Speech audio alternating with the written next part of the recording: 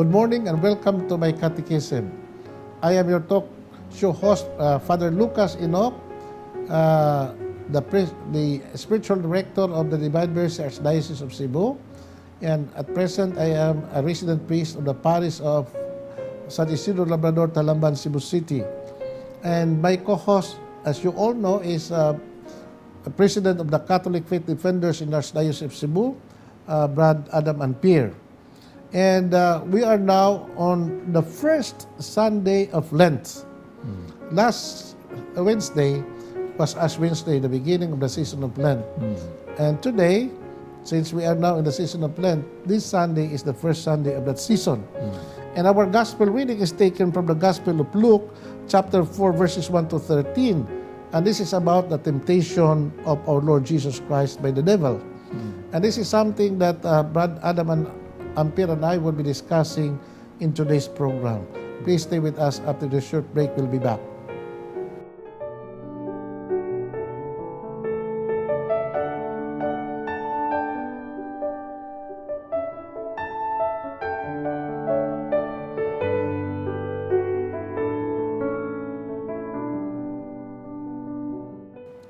Thank you for staying with us. May buntag, Brad Adam, o may buntag sa atong mga televiewers.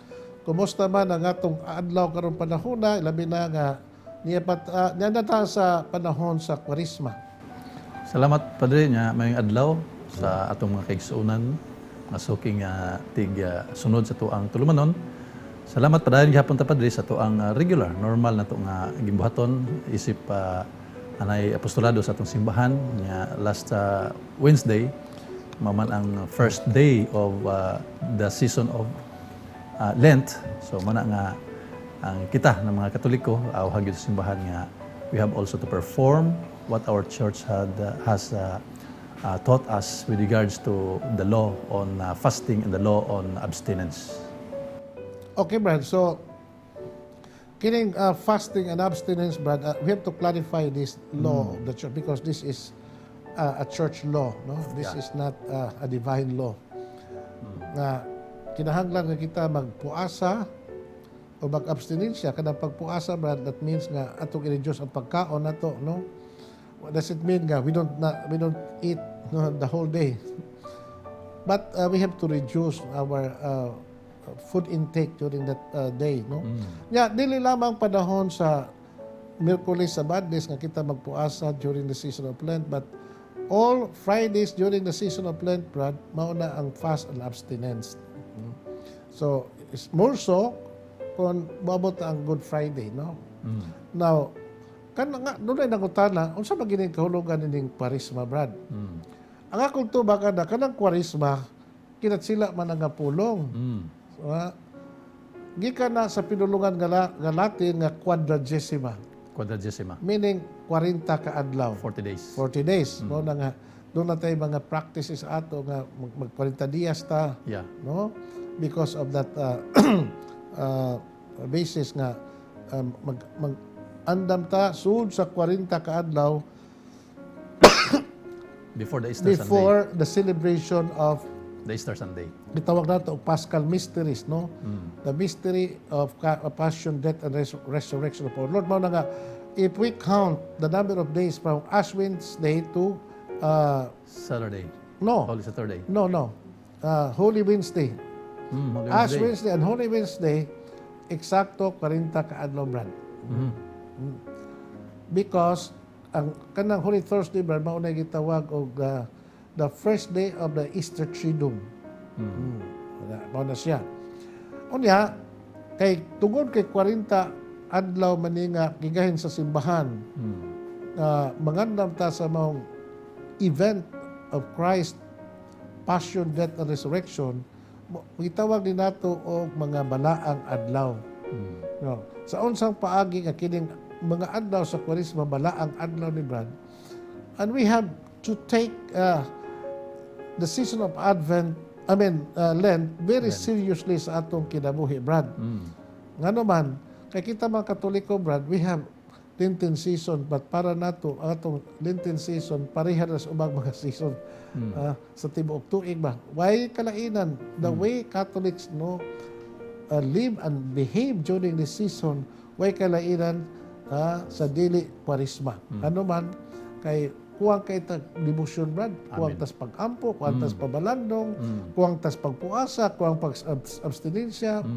So we lack all this discipline of the season of Lent. Mao na nga, nakaingon ta nga, nagkaanam lang yun kahinay ang atong debosyon, isip mga Kristiyanos, mga Katoliko. Wala nga, we have to encourage our Catholic brethren, brad, that we have to take this season very seriously. Meaning, nga kinahanglan nga, dining mga panahon na, we have to be serious in our religious practices, that we have to, observe all the observances in panahon sa Kwaresma, not just only fasting and abstinence, but also go into deeper sa kahulugan sa atong pagtuo na makasabot ta unsa ning misteryo nga atong gisaulog, no? Because this is the very center and the heart of our Christian belief and life. Ang kasakit, kamatayon ug pagkabanhaw sa Ginoo. Kada dako kay that is the central event in the history of our salvation, brad. Ang akong pangutana na di og nabay sanction ang simbahan na niadtong mga tao nga who are not observing this law during the season of Lent. Kay murag nahimo mga ordinary days ra gihapon ang kining maong Lenten season according to you nya ang ako naabay sanction ihatag sa simbahan sa mga faithful nga mura ingnon nato nga wala mo follow. When you speak about sanction, brad, no? Listen kay na nga ang simbahan mo pa higayon og sanction kay sanction gud silot maguna, brad, no? Pero nahibaw ta, brad, nga ang simbahan wa may tawag og police power sama sa gobyerno. Nara na sa konsensya sa individual person, no? To observe the religious practice and religious observances panahon ining abalaang adlaw sa Kwaresma. Now, but it doesn't mean nga if you fail to observe the laws of the church nga wa kay moral obligation. Na kay moral obligation gihapon because failure to observe the laws of the church, no, is equivalent to of not fulfilling the laws of God. Kay matod Pastor Ginoo ngadto sa mga tinud-an, no, ang naminaw kaninyo, naminaw kasab kanako, dili kanako, o dili kani usab nga may padala kanako. Amen. Wala siya. Unya, Brad, the church as an institution, no, as a perfect institution, dunay mga balaod. Kay sakop mata sa mga simbahan, we have to observe the laws of the church. Amen. Failure to observe these commandments and laws of the church, no, nagkahulugan nga kita we fall into sin. Yeah. So that is something that we have to go and have to confess, no? Yeah. For example, Brad, no, kini balaod sa fast and abstinence, no? Abstinence, Kung dili kita mo observe ana, Brad, kasagit ta ana. Kasagit ta. Kay ngano man bisan kani kanang pag ma-determine nato na og whether kana sala dre venial or mortal. Kanang pag-determine the gravity sa usa ka act, whether it's venial or mortal sin, Brad, no? Depende na. Depende man na sa hibawta sa tulo ka kondisyon, grave matter, no, full knowledge and full consent of the will. So if one of this condition is lacking, so the culpability of the person in committing that act, no, malisen. Yeah. No.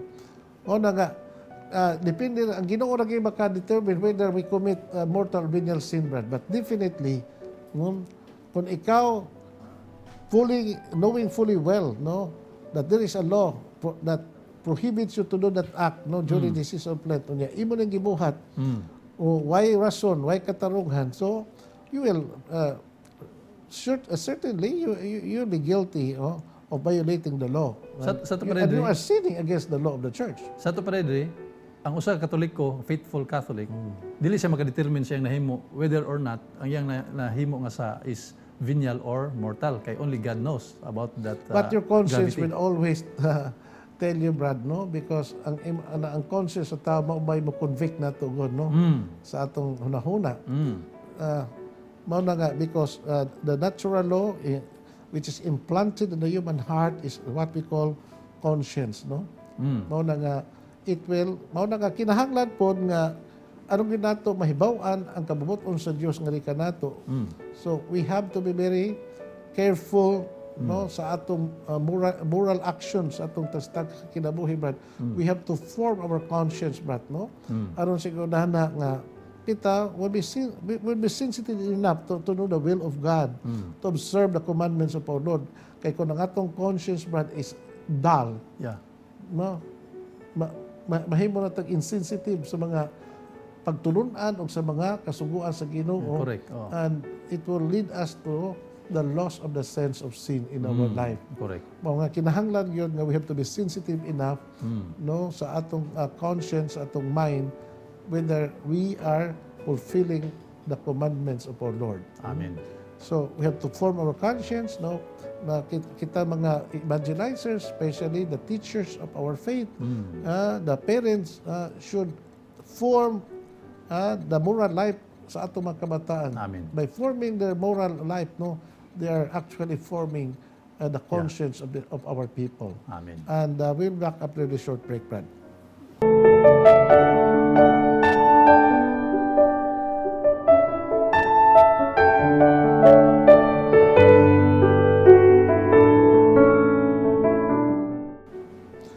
Thank you for staying with us. Brad Adam, ato lang basahon ang atong Ebanghelyo karon. A reading from the Holy Gospel according to Luke. Glory to you, O Lord. Filled with the Holy Spirit, Jesus returned from the Jordan and was led by the Spirit into the desert for 40 days to be tempted by the devil. He ate nothing during those days, and when they were over, he was hungry. The devil said to him, "If you are the Son of God, command this stone to become bread." Jesus answered him, "It is written, one does not live by bread alone." Then he took him up and showed him all the kingdoms of the world in a single instant. The devil said to him, "I shall give you all this power and their glory, for it has been handed over to me, and I may give it to whoever I wish to give. All this will be yours if you worship me." Jesus said to him in reply, "It is written, you shall worship the Lord your God, and him alone shall you serve." Then the devil led him to Jerusalem, made him stand on the parapet of the temple, and said to him, "If you are the Son of God, throw yourself down from here, for it is written, he will command his angels concerning you to guard you, and with their hands they will support you, lest you dash your foot against a stone." Jesus said to him in reply, It also says, you shall not put the Lord your God to the test." When the devil had finished from temptation, he departed from him for a time. The Gospel of the Lord. Praise to you, Lord Jesus Christ. Nindot nga itong Ebanghelyo, Brad, no? Tungod kay nagisgot ni may tungod sa 40 days of Jesus' retreat in the desert of Judea. And he was there praying and fasting the whole time, no? Without taking any food nor taking any drink, no? I wonder how Jesus survived, no? Yeah. Nawa man siya mukaon, wa man siya inom, nining maong kitason sa adlaw nga 40 days. nag-retreat siya dito sa desierto, no? Pero wa po nag-iingon dadi nga wa sa mo inom, wa po way kuan. But it only says that he fasted for 40 days. He fasted for 40 days. Okay. It says he ate nothing during these days. So tumawag sige kaon. Oh, pero posible nag-inom lang tug tubig Why? We do not know. So, ang ato din ni Brad mo ni nga kining kuan bitaw kining 40 ka adlaw, no? 40 ka adlaw si Jesus Puasa. nagpuasa, nagampo, no? Dito sa Kabingawan. Kaya karon we are observing 40 days sa atong panahon sa Kwaresma, and also during the time of Exodus, no? When Moses went to the Mount Sinai, he 40 stayed there days. for 40 days, Yeah. no? Before he received the commandment of our Lord. Elijah also was traveling, no, in the desert for 40 days, etc., etc. So this practice of spending sometimes for 40 days is a very biblical practice, Brad, of the people of the old, no? Yeah. They do something for God, no? So, and we are also doing that now. Yeah.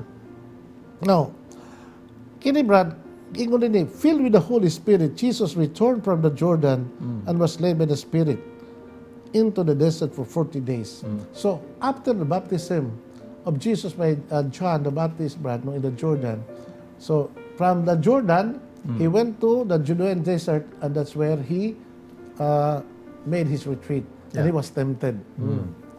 Now, before we talk about the three temptations atong Ginoo, Brad, no, ang ngayon itong hibawan nga temptation part kina sa atong kinabuhi. Yeah. Nobody is immune from temptation. So, even our Lord Jesus But Christ. that is not a sin. Oh yeah. That is basic kayo nga principle, Brad, that temptation is not a sin. Yeah. No? Temptation is only an occasion for you nga gihatag sa Ginoo nimo to test our fidelity, whether we are for God or we are not of Him, no? Yeah. Ano man, kini kong temptation, Brad, pareha na guna sa nag-eskwela ta from time to time, doon na tayo test. Yeah. That's why in Our Father, we nga, lead us not to temptation, sabi mo and lead us not into the test, no? Yeah. Ano man, God allows temptation sa atong to test ourselves, no? Unsa kita ka faithful niya, unsa gyud ang atong strength of the mind and the strength of the will, no, to say no to the evil one, so that we can say yes to God. Yeah. So it's a way, it's a yardstick kuno. Nga gamiton sa Ginoo para nato to determine unsa gyud ang atong fidelity niya. Asa kutob ang atong pagsunod sa iyang kabubuton. Mo na nga, every time we are tempted, no, it's a way of asking, are you with me or are you of the other side? Mo na siya, Brad. Now, Jesus ate nothing, no, during the whole length of his retreat. The devil came and tempted him. Now, who is this particular devil? So there are so many devils, no? Yeah. Whether it was Satan or some other devil, no, who came to tempt our Lord. Maybe it was really Satan, no? Yeah. Because he claimed nga ang kining mga gingharian gihatag kuno niya. Yeah. But this is something that we have to discuss later, no?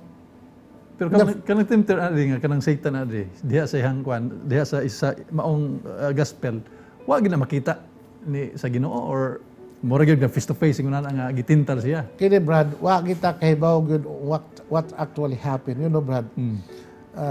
When we read the Bible, no, there are many events in the life of our Lord nga it was only Jesus' own experience. No? Because when Jesus was tempted, nobody was there. Yeah. Luke, when he wrote this gospel, wa siya kita dito. Wa siya kita. Di ba? Pero naka-account siya nga mo na nitabo. Now, the question is, how did Luke Records. how did Luke write this Event of Christ's temptation when he was not there? Yeah. Di ba? Yeah. Wag siya kita sa itong Ginoo. Wa kita. Ngano nakasuwat man siya, diin man ang source ini. Yeah. Di ba mo na itong pangutana? Kinsa man, o unsa may source ni San Lucas sa pagsuwat ining account of Christ's temptation by the devil. The most probable explanation ni Brad Mauni nga, because this is a very personal experience of our Lord. Encountering the devil, perhaps ni Brad, no, he communicated his own experience to his disciples.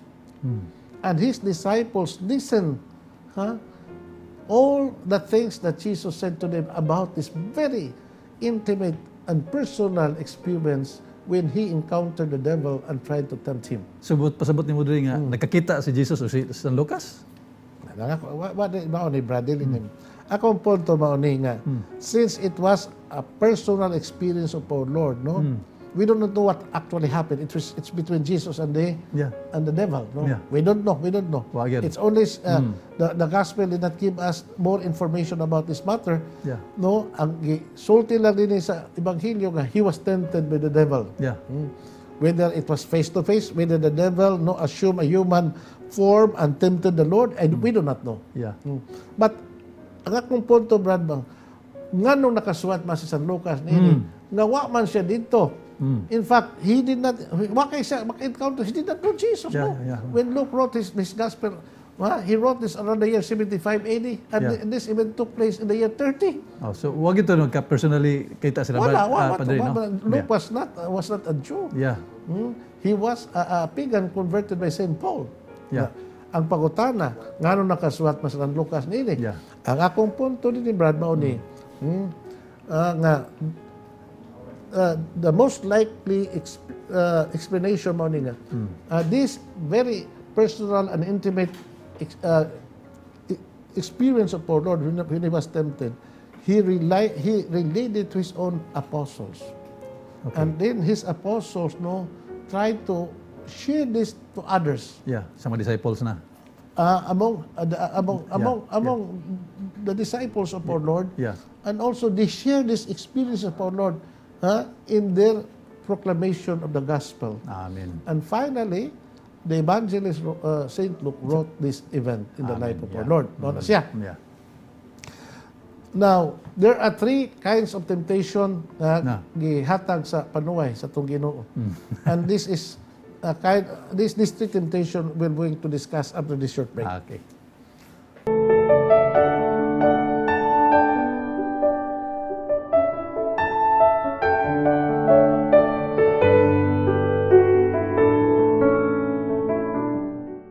Thank you for staying with us.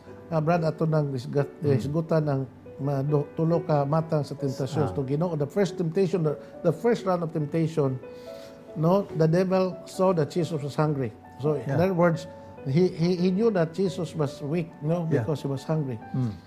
And diha siya igas tong Ginoo. Mao na nga, we have to be very careful. The devil would strike us in our Achilles heel, in our weaknesses. Yeah. Okay. Now, the devil said to him, "If you are the Son of God, command this stone to become bread." Jesus answered him, "It is written, one does not live by bread alone, but also by the word that comes from the mouth of God." Amen. So, Jesus did not succumb to the temptation of the devil, although it was a very powerful temptation. Imagine Jesus was hungry for 40 days. Yeah. So, in order to break his fasting, the devil said to him, "Don't follow the way of your father, follow my way." And the way of the Father is for you to observe fasting, to suffer, for the sake of humanity. Don't do that, follow my way. That was exactly what the devil said to the Lord. Yeah. Okay, but we will discuss more on that. Yeah. So, the second round of temptation, Brad, the devil took him up and showed him all the kingdoms of the world in a single instant. The devil said to him, "I shall give you all this power and their glory, for it has been handed over to me, and I may give it to whomever I wish. All this will be yours if you worship me." Jesus said to him in reply, "It is written, you shall worship the Lord your God, and him alone shall you serve." Now, the second temptation, Brad, is the temptation of power. Power. No, the first temptation was the temptation of the body, the flesh, the thing of the body. No, and the second temptation is the temptation for power, fame, honor, prestige, honor. etc. Yeah. But Jesus, denied all these things. Yeah. Refused all these things. Kining yawa, brad, tanaw na to, Pangingilad kining yawa, brad. So kasi pa sila Hastang Ginoo og ilad niya. Imagine, Iya ko na itong tanang gingharian sa kalibutan nga. Ang iyang gisultihan na ang tag-iya gingharian ang itong Ginoo. Buot pa niyang ilaron itong Ginoo. So mangingilan ginangyawa, brad. Mao na mingo ng Biblia, the devil is a liar. The father of all lies. Of all lies since the beginning. Yeah. But how did Jesus counter the temptation? The second temptation, no, he told the devil the truth. You know, the best way to conquer the temptation of the devil, because all the temptation gikas panuway, brad, pulos gina kabakakan. And to counter the kababakan sa panuway, we have to live by the truth. Amen. And the truth is, I am the Lord your the way God, to- and you alone, me alone, yes, you shall serve. Yeah. God alone, you shall serve. Yeah. Okay. The third round of temptation. Sorry. Then he led him to Jerusalem, made him stand on the parapet of the temple, and said to him, if you are the Son of God, throw yourself down from here. For it is written, he will command his angels concerning you to guard you, and with their hands they will support you, lest you dash your foot against a stone. So, lain po ng tentasyon panuway, brad. No. Na iyang gidaan itong Ginoo na parapet, kanang parapet of the temple, pareha na itong mga kampanaryos itong simbahan, that tallest place of the temple building. Ingon ang yawa, sabi yung yawa, ambak diha. Pabili ba ang mga tao? No? Nga inik-ambak nimo, Di ka munsa. di ka maunsa kay naabas kasulatan in Psalm number 91, no? Agakol ka sa anghel. Agakon kas mga anghel o wa gyud mga bukog nimo nga mabali, no? Unsa may buti pasabot ana? That kind of temptation, brad, no, is a temptation nga we are prone to succumb, brad. Naman, kada bang to be known, kada to be famous ba? Nga ngilgi kay kang pagkatao. To become famous, to become great, Yeah. to become popular, to show your power. Yeah. Aron mo believe nimo mga tao. No? Ang Ginoo mo kinahanglan ni anak, brad. God, Jesus being a God, no, did not need all these things, but because He is a God, He is full of everything. He possesses all these things. But the devil, again, brad, gusto pa niyang ilaron itong Ginoo. Mao na nga, ang Ginoo, finally, no, aron gyud nga mahuman ning tanan, yang gimanduan ng yawa. Jesus said to him in reply, it also says, you shall not put the Lord your God to the test. Ayaw na ko tintala panuway. No, nga naman, because I am your God, din ako madas imong pagtintal because I'm powerful than you. Yeah. Get out of my way. Yeah. So, in other words, he commanded Satan to get out from his sight. Nga naman. Yeah. When the devil had finished every temptation, he departed from him for a time. Yeah. Oh, brad, what is the message of today's gospel, brad? Ang message ni Mauning, just as Jesus was tempted in every way by the devil, but he never sinned. Yeah. No, the message is that we would all be tempted, Yeah. but in every temptation, brad, no, if we have the will, the power of the will, and if we have the grace of God, we can overcome all this temptation, because the principle is God would not give us a temptation beyond our power to resist. Amen. No, gina, brad? Muna nga, how to defeat the devil? Ingon ta, okay lang Ginoo, kay Ginoo man siya, dito siya mabinaos panuot, but we are human. Yeah. No? Kanaming ta, sapagkat ako'y tao lamang. So makasagi ko. Muna nga, ang punto din himaw ni nga, yes, we are human. Yeah. Yes, we are weak. No? Yes, we are drawn to sin because of our weakness. But again, no, like St. Paul, no, when he was complaining to God that saying struggle, no, concerning the flesh of his body, no, no, the thorn of the flesh, no, sa iyang body, brad. Yeah. Ang sultis tong Ginoo ngadto kang San Pablo, my grace is enough for you. Meaning to say, brad, no, we are all tempted, and how to conquer this temptation? For us, it is impossible. Yeah. No, we are powerless against Amen. the power of the devil, because the devil is powerful than us. Yeah. Because they were supposed to be angels, no? They Yeah. turned to be devil, no? Yeah. But with the grace of God, with the power of God, we will be victorious. Amen. No? Mao na nga mingon si San Pablo nga, who can separate us from the love of God? From the love of God? Is it mga pag-antos pa, mga pagsulay, bisan ang kamatayon, dili kini makabulag ka nato. Sa gugma nga naangko nato, pinagi kang Kristo Jesus. No? Busa, with Jesus, we are also a conqueror. Yeah. Without Jesus, We are nothing. We can do nothing. yes, no? We are, without Jesus, we are powerless Yeah. against the evil, the evil one. Muna nga, magbantay tanin ni Brad, no? Ya kay kita, kay tao man ta, Brad, how to deal with temptation. Muna na akong pangutana, Brad. Number one, knowing that we are weak. Yeah. Number one, gito buhaton, no? Muna nga, faced with so much temptation, kinahanglan nga kita mo-avoid is mga tentasyon. No? You have to avoid person, places, or things that would lead you to sin. Amen. Kadaot na to, Brad, no? Inay, ang Panoon. yawa, may mutinta na to. Kita may manintalong yawa. Nabali day. Mo na nga, bisa kung saan pa nato, no? No? Pagpakasala, dos ka sa kay mas makasagin ka. Okay, kita may dool eh. Kita may doon man na.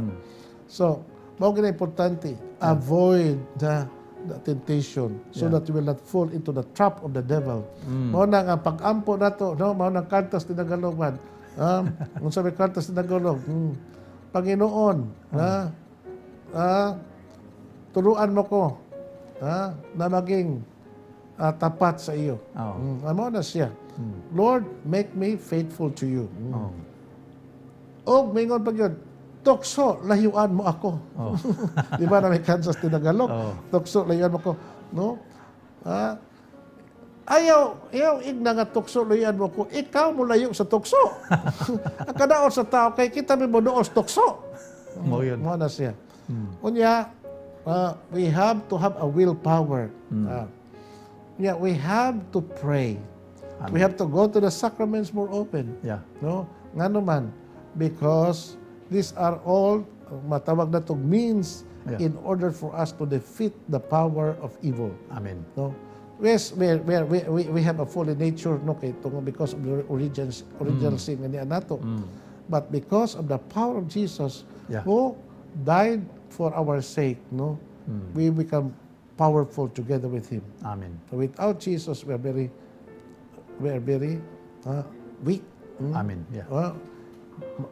We are powerless, no? Yeah. O kinahanglan kita na magbantay sa itong kaugalingon. Unya, Brad, lastly yun. Ganit tulo ka tentasyon sa itong Ginoo. Is summarized in one word, Brad. No? The devil wanted Jesus not to follow the way of the Father for him to do. Yeah. Nga naman, from the beginning, Brad, the greatest temptation of our Lord is whether to go or not to go. Where? To the cross. So, the devil wanted to prevent our Lord no, since the beginning, because the devil knew that the moment Jesus would go to the cross and follow the will of the Father for him in order to suffer and die, that would be his defeat. Yeah. Since the beginning of our Lord, the ministry and his life, after the temptation, mingon ang panuway, mingon ang Ebanghelyo, when the devil had finished every temptation, he departed from him for a time. Meaning to say, from time to time, the devil would come to Jesus, and repeated the same temptation. Don't follow the way of your father to the cross. Follow my way, because my way is an easy way. The way of your father is the hard way. And that is, Brad, many of our brothers and sisters are not following the way of the Father because we love the easy way. O na mingon to Ginoo nga ang daan paingon sa kalaglagan halapad nga dalan ug daghan na nakatultol, whereas the way to damnation lisod og pig-ot nga dalan apan it would lead you to damnation. Amen.